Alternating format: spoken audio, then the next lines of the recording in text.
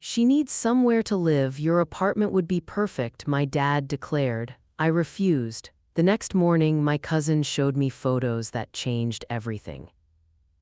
I'm 29. After 6 long years of relentless work, countless overtime shifts, and saying no to virtually every social invitation, I could finally say I owned my own home. I remember the day I got promoted 2 years ago like it was yesterday. My heart had nearly stopped when my boss called me into his office, my mind racing through every possible mistake I might have made. But instead of the reprimand I feared, he handed me a contract with a significantly higher salary, praising my dedication and consistent performance. That moment changed everything. It was my chance to finally make my dream of homeownership a reality. From that day forward, I lived like a monk, embracing a level of frugality that sometimes worried my friends. No fancy clothes, no expensive dinners, not even the small luxuries most people take for granted. Every single cent went straight into my savings account. But it wasn't just my savings that made this possible. A year ago, my grandmother, my mother's mother, passed away suddenly from a stroke. In her will, she left me $150,000, money she had carefully saved throughout her entire life. For the granddaughter who reminds me so much of her mother, she wrote in her will, words that brought both comfort and tears. It was the most bittersweet inheritance I could have received, a final gift from the woman who had been more of a parent to me than my own father in many ways. When I found this 2-bedroom apartment, I knew immediately it was the one. Not too big, not too small, just perfect for my needs, with large windows that flooded the rooms with natural light and a small balcony where I could enjoy my morning coffee. The best part? No mortgage. The realtor did a double take when I told her I wanted to pay in full, probably thinking I was joking. The look on her face when I signed those papers was priceless. As soon as I got the keys, I took about 1 million photos and posted them on social media. My friends went crazy with likes and comments, their genuine happiness for me making the moment even sweeter. But then my phone rang. It was Dad. "Julie," he said, his voice as dry as sandpaper, devoid of any warmth or congratulations. "I need you to come over for lunch next Saturday." That call brought back everything I'd been trying to forget, the years of emotional distance, the subtle and not-so-subtle favoritism, the way my childhood home had become foreign territory after my mom died when I was 9 and Dad remarried Sharon. Sharon wasn't the warmest person to begin with, but things with her daughter, Amy, only made the situation more unbearable. Amy was 3 years younger than me and had been the center of attention from the moment she arrived. While I was expected to be mature, responsible, and independent because I was older, Amy was coddled and pampered, her every whim catered to without question. My stomach tightened as I drove to their house that Saturday. I rang the doorbell and Dad answered without any warmth, just a curt "come in." Sharon barely acknowledged my presence, busying herself with straightening already straight picture frames, most of which featured Amy's achievements while my own academic accomplishments gathered dust in a box somewhere. Amy didn't even look up from her phone, sprawled across the couch like she owned it. The tension in the room was thick enough to cut with a knife. Dad finally spoke, his words carefully measured. "Amy has graduated high school," he announced, as if this ordinary achievement was somehow extraordinary, "and she's enrolled in the local college." I nodded, wondering why this necessitated an emergency family meeting, until he added, "She needs somewhere to live. Your apartment would be perfect."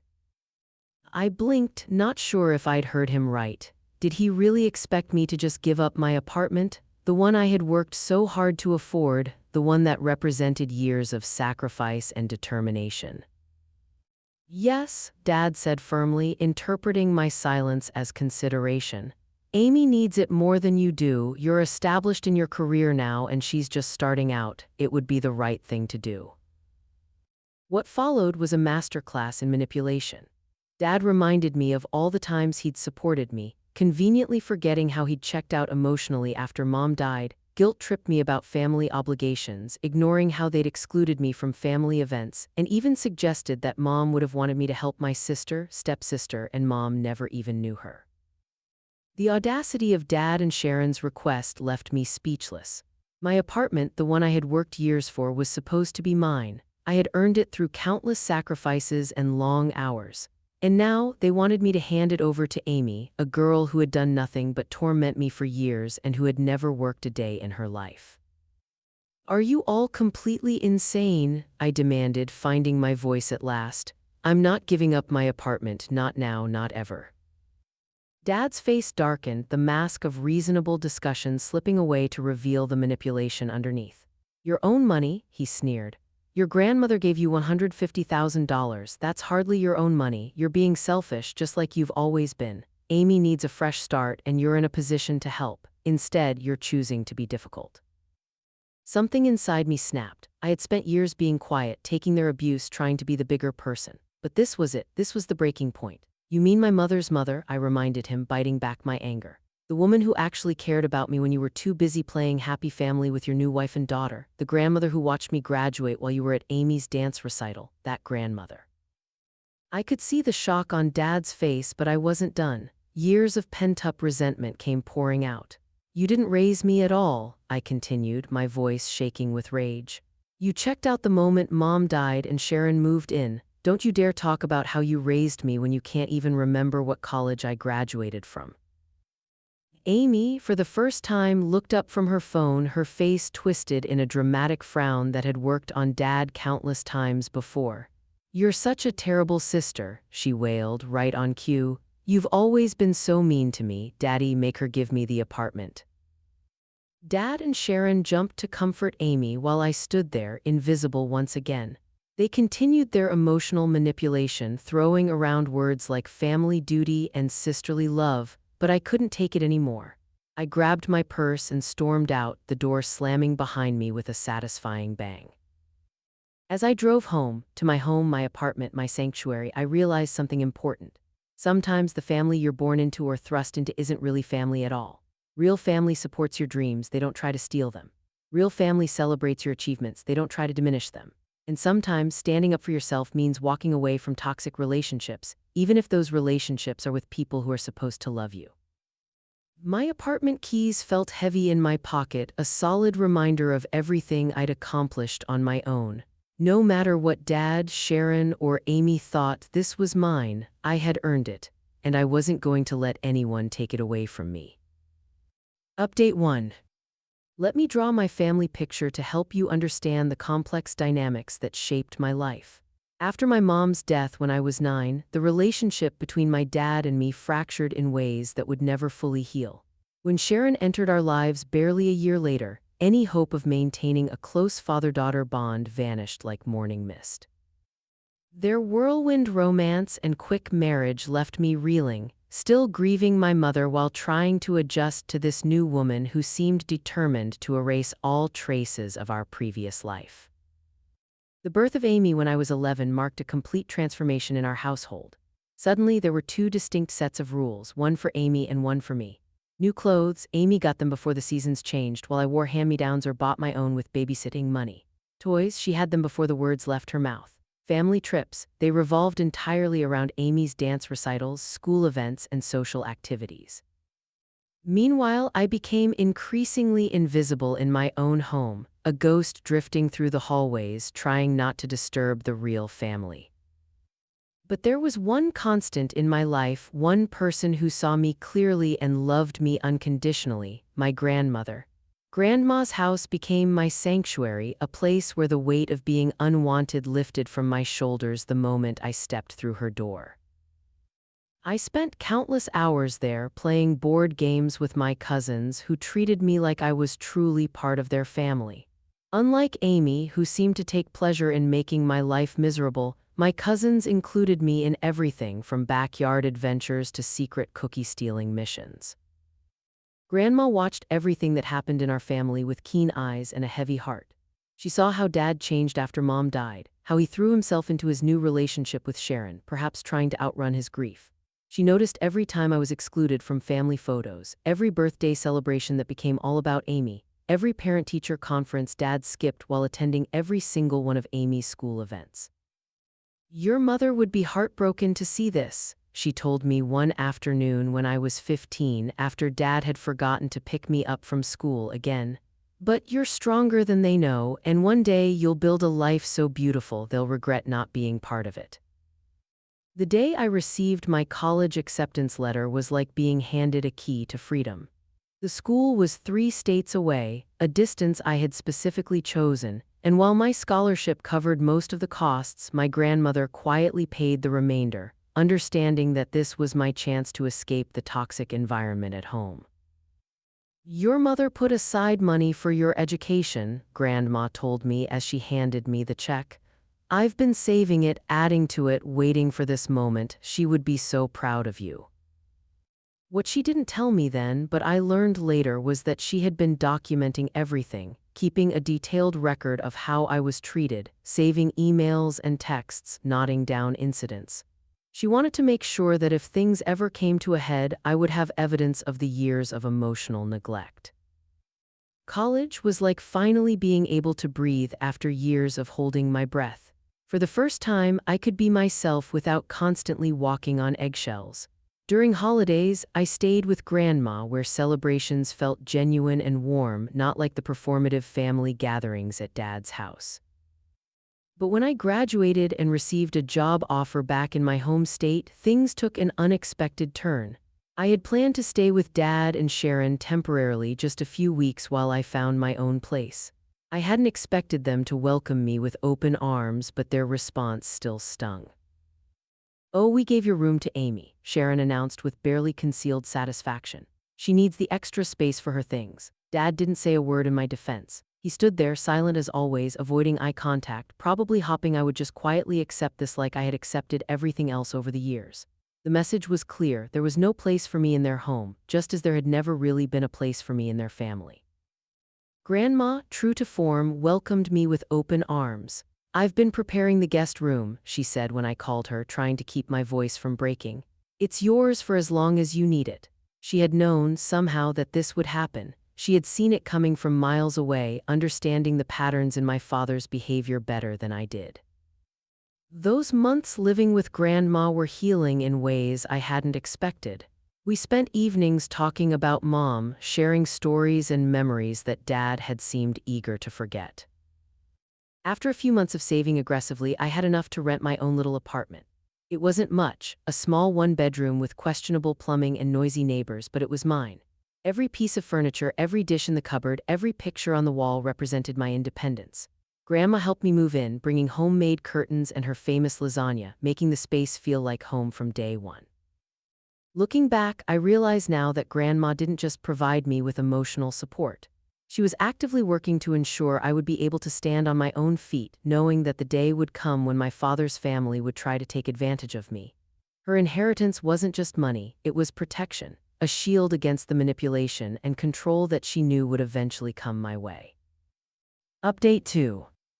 Thanks for all your support on my last post. Here's what happened after everything went down. The next morning, my phone rang again. It was Dad. "Julie, listen to me," he started before I could even say hello. "You're the older sister. You need to help Amy. This is what family does. We've raised you better than this." I almost laughed at the audacity. Family? Now he wanted to talk about family. The same man who had stood silently by while his wife systematically pushed me out of my childhood home now wanted to lecture me about family obligations. Where was this family spirit when Sharon kicked me out of my room? I asked, my voice steady despite the anger bubbling beneath the surface. Where was it when Amy made my life hell? Where was it during every Christmas, every birthday, every milestone you missed because Amy had something more important going on? "That's different," he insisted, his voice rising with frustration. "You're being unreasonable. Amy needs this opportunity and you're in a position to help. Why are you being so selfish?" I cut him off mid-lecture. The word selfish echoed in my head. How many times had they used that word to manipulate me into giving up what was rightfully mine? But this time was different. This time I had something worth protecting. The harassment didn't stop with that call. Sharon bombarded me with texts, each message more vitriolic than the last. She called me selfish, ungrateful, a disappointment to my mother's memory. That last one particularly stung, coming from the woman who had worked so hard to erase every trace of my mom from our home. But I didn't care anymore. After years of disrespect and emotional manipulation, this was the final straw. A week after the confrontation, I went ahead with my housewarming party as planned. I had invited friends, family members who actually cared about me, and my cousins. But then my cousin pulled me aside, his expression serious. He had something to show me, he said, leading me to a quiet corner of the apartment. When he handed me his phone, I wasn't prepared for what I saw. The screen showed a photo of Sharon sitting in a restaurant with a man I didn't recognize. They weren't just having lunch. They were kissing intimately like longtime lovers. I felt my stomach churn as my cousin continued scrolling through more photos, each one more damning than the last. Sharon, who had spent years positioning herself as the moral authority in our household, was having an affair. But that wasn't even the biggest shock. The man in the photos wasn't just any random lover. His name was Robert. According to my cousin's investigation, he was Amy's biological father. The truth hit me like a physical blow. Sharon had been maintaining a relationship with her ex all these years, right under my father's nose. I saved copies of the photos, waiting for the right moment. That moment came sooner than I expected. One afternoon, when I returned home from work, I found Dad, Sharon, and Amy standing in front of my door. They didn't wait for an invitation.